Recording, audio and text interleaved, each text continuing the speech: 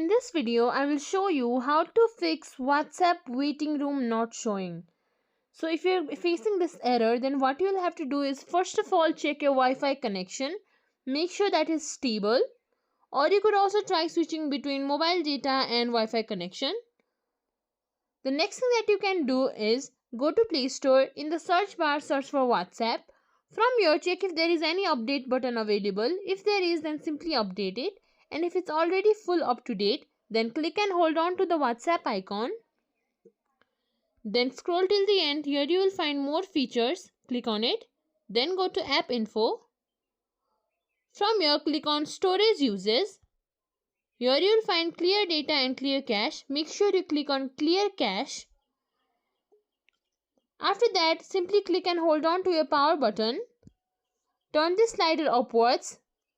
After that, your phone will restart and then you can try opening WhatsApp again and your waiting room not showing problem should have been fixed.